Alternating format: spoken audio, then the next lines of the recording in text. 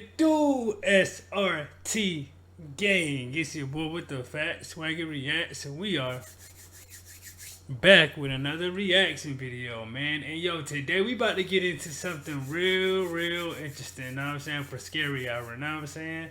Like, today we're gonna be getting into, well, shouts out to Dark Matters, first off, know what I'm saying? Like, this is one of the,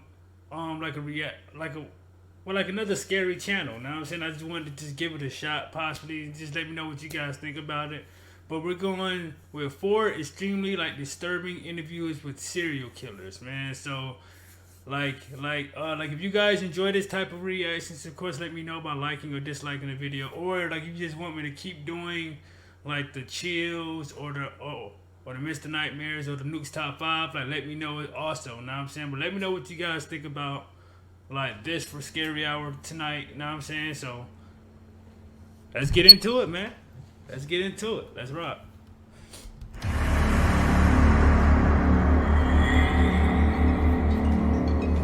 Whilst there are multiple disturbing interviews, some of the worst come from conversations with killers. So, from the woman who shot her own children to the man who murdered a family. Join us.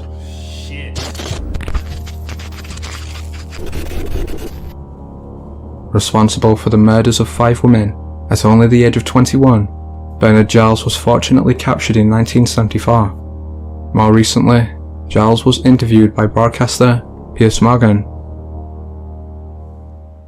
That day that you went out when you did kill for the first time, was that a morning when you woke up and you were with your wife and daughter and something hit you and you went, no, today may be the day? every day may be the day. Every day? Every day may be the day. Do you know the name of your first victim? No, sir. Not now. Nancy Jerry. Do you know anything about her life? I found out later she was a singer in a bar.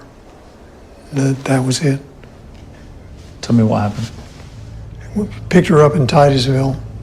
There's a wooded area and I pulled off the road. What did she look like?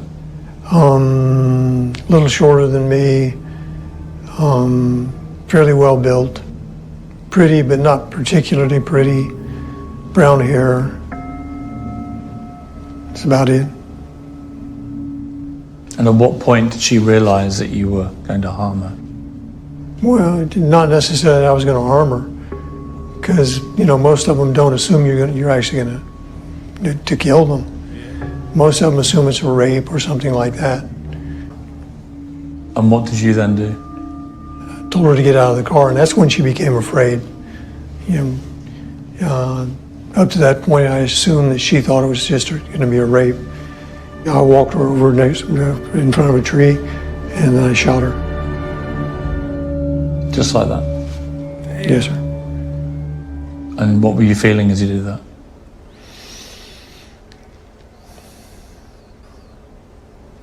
I mean, the thing is what is your passion in your life? What is the thing that you like to do more than anything else? And you're doing it. You are so there that it's like you can see the atoms vibrating. I mean, it's just. Bro, it's like for certain people, for serial killers, bro, it just has to be a different type of crazy going on in your mind, bro. Because what possesses you? Hey, I just feel like I want to kill this person, bro. Huh?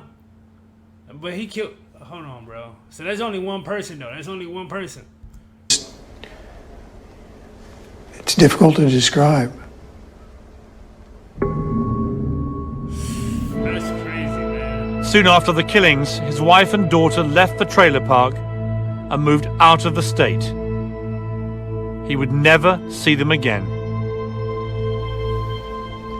You lost a wife, you lost your daughter. I lost everything. You lost everything, yeah. And do you know what happened to your daughter? Have you ever heard from her? No, sir. How does that make you feel? What can you do with that? We had a picture there. You? What do you feel when you see your daughter? I don't know exactly. When you look at your own daughter, that age, smiling, innocent, happy, what do you feel about the young women you killed? I don't put those together. I mean, what would you feel? But yeah, because I already know what he about to say. Like, how would you feel that someone did that to your daughter? Know what I'm saying? And he would probably be enraged. He'll be pissed off. He would want to go kill again. Know what I'm saying? Like, I'm telling y'all, man, this is crazy, man. Like, I know that's what he's about to ask him. I mean, what would you feel about a man who snatched your daughter See? and terrorized and raped and killed her? Exactly. I certainly wouldn't appreciate it. Exactly. That's it? That's how you'd feel? Like I said, I certainly wouldn't appreciate it. Crazy, man. It's crazy, man. Believed to have killed around 70 people. 49-year-old Tommy Lynn Sells. Whoa. Over how many people? 70? And he's only 29? Believed to have killed around 70 people. 49-year-old Tommy. Is it 39 or 49? Or what he saying? Believed to have killed around 70 people. 49-year-old Tommy Lynn Sells was executed in 2014. Years earlier, on November 18, 1987, he brutally murdered the Dardine family. Sells had first overpowered the father, 29-year-old Russell, then severed his penis and shot him dead. Whoa, what? What? 29-year-old Russell, Dean family. Sells had first overpowered the father, 29-year-old Russell, then severed his penis and shot him dead. After this, he'd raped Russell's wife, 30-year-old Elaine, before using a baseball bat to beat her and their 2-year-old son, Peter, to death. Finally, as the severity of the beating caused Elaine to go into labour, Sells killed their newborn baby girl.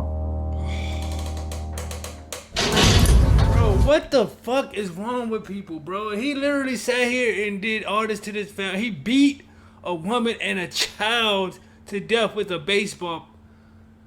And then he went and did what? What? Finally, as the severity of the beating caused Elaine to go into labour, Sells killed their newborn baby girl. Oh my god. What is wrong with this dude, bro? So altogether, about how many you killed, the question is, and you think your answer is what? See, you trying to sew me up in a wow. I don't know. You know, do the math. A couple, 3 year, 4 year, for 20 years. What does that add up to? 50 to 70. I'll go with that. Okay. That's crazy, bro. And he's just talking like it's just okay. Like, Probably more. probably more? Some of the people you killed, they could be men, they could be women, they could be kids. It was like an equal opportunity. I didn't form a pattern as most. Yeah, it was like anybody was fair game. It did not matter. Blood is blood. It didn't matter if man, woman, child. Yeah, no more thrill to kill the mayor of the town than the homeless guy. See, guys like this, bro, like, they just need to just go ahead and just, like, why haven't no one killed these guys yet, bro? People that harm children, harm innocent families, that harm, like, why aren't these guys under the jail, bro? Like, I don't get it, bro. Like, y'all giving them chances to be in popularity, like with the, man. On the street. No. Quite a few times, not all the times, but quite a few times, it was the mother and the kid. And I have an answer for that. Okay. And I thought hard about that because it's been like smacked up inside my head a time or two. I know what I went through as a child. The nightmares, the drama, the reality of who I was and what was done to me. I never wanted that to happen to another person. I had something against that person. Uh-huh. And there was another person there that witnessed it. I didn't want them to carry that on their shoulder the rest of their life. Does that make sense? Yeah, you were putting out of the misery they would have had if they had to live. So this man is saying, so he's saying, since the troubles that he been through and the stuff that he's seen, and he's pretty much traumatized, this, that, and the third. If he kills this guy's family and anybody is witnessed a baby child or whatever, he's gonna kill off them because he don't want them to grow up with those scars. Man, bro, like what? Man, bro, no child deserves to die, bro. Period, bro. They don't know what's going on, bro. No child. No child. Does that make sense? Yeah, you were putting out of the misery they would have had if they had to live through all that. That's the best I can answer. That's crazy to me, If it was just a question of putting the other person, besides the one that you were targeting, out of the misery of having to live life with missing mama or missing, whoever, maybe you would have gone about it in a gentle way. Is there a gentle way? Yeah. Oh, how you know when they strap you to a gurney that everything inside of you just ain't burning up? In one case, Sells murdered an entire family, bludgeoning a pregnant woman, her 3-year-old, and her unborn baby to death. What? It's the sensation of like, bro, what? How can you do that to somebody? Bro, what is wrong with people, bro? I don't get it. Why do they gotta harm children, bro? Like even a pregnant woman, bro, she's her unborn baby to death. It's the sensation of the blood. It's the sensation tying that scarf around your neck and just watching your eyes. It's the sensation seeing that skin pull apart. It's bro, sensation. This is literally the craziest. This is a psychopath. This is literally exactly what he is, a serial killer, bro. He said he finds pleasure in that, bro. He finds pleasure in that, bro. In that skin pull apart. It's sensation sticking that knife in and just pulling and knowing it's sharp enough just go all the way up. What? Was there anything different the first time when you killed a person? Was there a different rush, a different feeling? That first one, I can still see it in slow motion. Uh-huh. And each one after that became more... Speeded up? More routine. I can't find the dragon I'm chasing no more. I can't find that rush, that same release of anger I felt that first time. So there was a release of anger? Oh, without a doubt. It is like busted a piece of glass and there's just little shivers all up in there. Sells seemed to feed off his own anger, of which there was no shortage. He became addicted to the release of this anger, which occurred through violent means. Paradoxically for Sells, evil for him was other people. Today, I might say, Tommy, Dr. Stone, he's okay. And tomorrow I might wake up and say, that bastard, he tried to slide a slip one in on me. You understand? I do. That's why there's this glass. You think? Like, bro, this guy is crazy, bro. Like, bro, what? Like, that is wild to me, cuz. Like, my mind is blown, bro. Like, what? And you can sit there and laugh and giggle like everything is like, okay. What?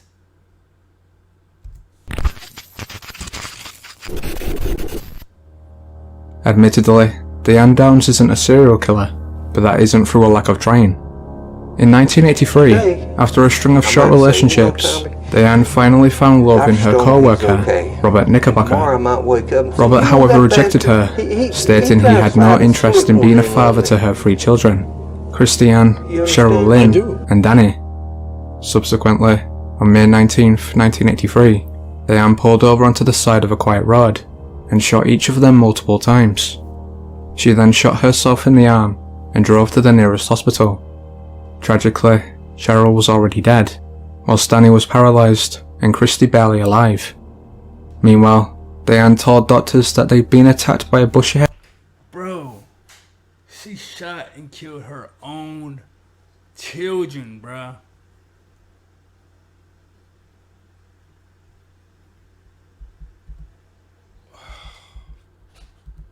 Barely alive. Meanwhile, Diane told doctors that they'd been attacked by a bushy-haired man who'd attempted to hijack the car. Police though were skeptical, and after a lengthy investigation, arrested her on February 28th, 1984. On my birthday. Wow. Arrested her on my birthday. Wow. After a lengthy investigation, arrested her on February 28th, 1984. We were just out, I guess, sightseeing, I guess you'd say. And the kids got tired. They fell asleep in the car, so I decided to just head on home. But I saw a road I hadn't been on before. We like to take back roads. And just went down that road, and there was a guy standing in the road, flagging me down, so I stopped. No. If I had shot my own children, would I not have... It don't even make, like, bro, you, like, why would you even go down a road that you... whatever. me down, so I stopped. Whatever, yo. And then you're gonna stop for some random guy on the street that you don't know. There was a guy standing in the road, flagging me down, so I stopped. If I had shot my own children, would I not have done a good job of it? Why would I have taken my kids to the hospital? Wouldn't I have made sure they were dead and then cried crocodile tears? That's insane to think that I would do such a thing and then bring the witnesses in against myself. That's crazy. Christy woke up, and as I say, she may be the only one to get me out of this. Would I have brought her to the hospital? Wouldn't she be the one that I would make sure is dead? There are too many holes in it. When this man shot my daughter, my first reaction was to snap back to my childhood, to the pain that had happened to me back then, my marriage, my entrapment by society. This man was bigger than me. He was stronger than me. He had more power because he had a gun. And I stood there and I looked at Christy reaching. And So my question is, where's the guy at? Like, okay, your 3 children is dead when he, or whatever, right? Okay, your 3 children died. But it would make sense for him to kill you first if he's attempting to rob the car, correct? Why would he shoot your kids first if he's robbing you, but he only shoots you in the shoulder? But he only shoots you in the shoulder, but he shoots your kids multiple times. Like, come on, bro. It makes no sense to me, bro. by society, this man was bigger than me. He was stronger than me. He had more power because he had a gun. And I stood there and I looked at Christy reaching, and the blood that just kept gushing out of her mouth. What do? Everybody says you sure were lucky. Well, I don't feel very lucky. I couldn't tie my damn shoes for about 2 months. It is very painful. It is still painful. The scar is gonna... Like, bro, do y'all see how crazy this woman is, bro? Like, you can see it in her eyes that she's crazy, bro. To be there forever. I'm gonna remember that night for the rest of my life, whether I want to or not. I don't think I was very lucky. I think my kids were lucky. If I had been shot the way they were, we all would have died. You can't replace children, but you can replace the effect that they give you. And they give me love, they give me satisfaction, they give me stability, they give me a reason to live and a reason to be happy, and that's gone. They took it from me. But children are so easy to conceive. At night, when I close my eyes, I can see Christy reaching her hand out to me while I'm driving, and the blood just keep coming out of her mouth. And that, maybe it'll fade too with time, but I don't think so. That haunts me the most. Bro, like, this woman, bro, like, this is crazy to me, bro. Like, I don't know how y'all feel about this scary hour, how you guys feel about this video, but I want to know, bro. Like, do y'all like this type of stuff here? Cause this shit is creeping me out, bro. This is crazy to me, dog. Let me know, gang. Let me know by liking the video, man. Let's try to get this video to at least 100 likes. I don't know, bro. Yo, this is a totally different field than Chills and Nuke's Top 5, huh? Yeah. Yeah. Arguably the most infamous serial killer of all time. You've likely seen most of Ted Bundy's interviews. Yes, Ted. However, there is one very rare and disturbing recording that few have heard. In it, Bundy describes the murder of 18-year-old student George N. Hawkins.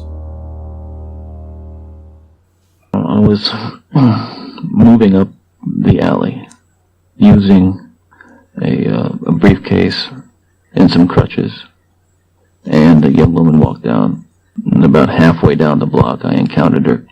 Yeah, we heard all about these Ted Bundy stories, man. He'll act like he's handicapped or he has a disability or something like that, like lure like the women into his house or anything like that, and then kill them off like that, bro. Like Ted Bundy, bro, this is crazy. And he did this for years without being traced. That's crazy to me, dog. And a young woman walked down, and about halfway down the block I encountered her and asked her to help me carry the briefcase, which she did, and we walked back up the alley.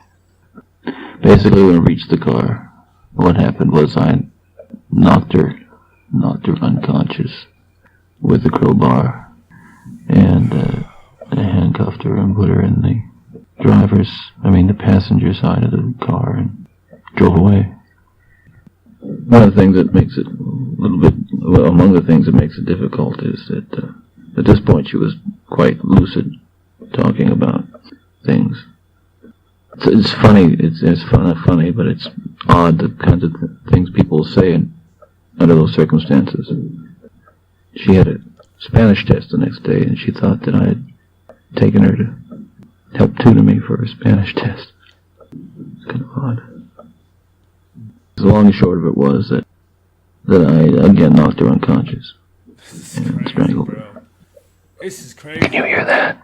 The Hawkins girl's head was severed and taken up the road about 25 to 50 yards and buried in a location about 10 yards west of the road on a rocky hillside.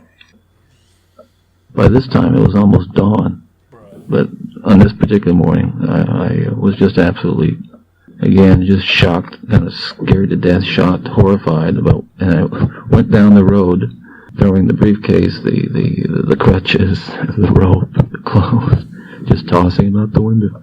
And the crowbar, everything. The handcuffs, everything. I get mad at myself a few weeks later because I'd have to go out and buy another pair.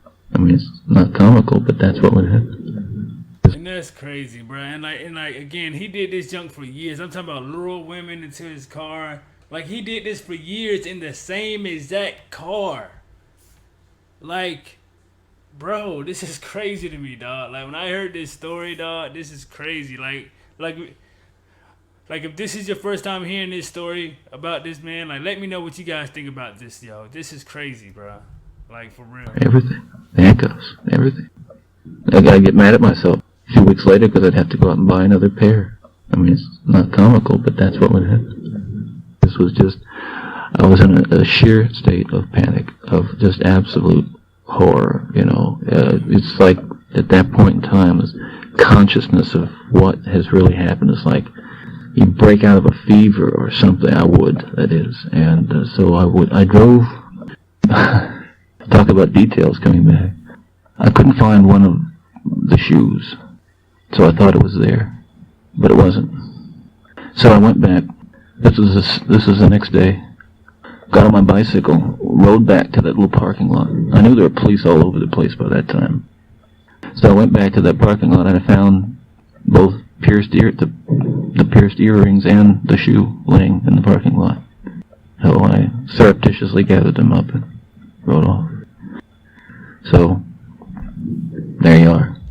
Wow, bro. This is like, bro. Yo. Shouts out to Dark Matters, bro. That was 4 extremely disturbing interviews with serial killers, bro. What the fuck, bro? This was crazy. Let me know what you guys thought about this scary hour, or like, would you guys like me to do? Let me stick to the ones I normally do, bro. This one, whoo! I just wanted to try something different. And boy, like, and listen, like, bro, like, I'm creeped out, bro. It's some weirdo, crazy people out there, man. Please make sure you guys stay safe, man. Make sure you guys lock up everything in your house, man, because people are crazy. And again, like, share, comment, subscribe if you enjoyed this reaction, man. And I'll definitely be back tomorrow when I drop another one at midnight. So make sure you guys are here, man. And SRT gang, I am out this thing, man. Let's get it.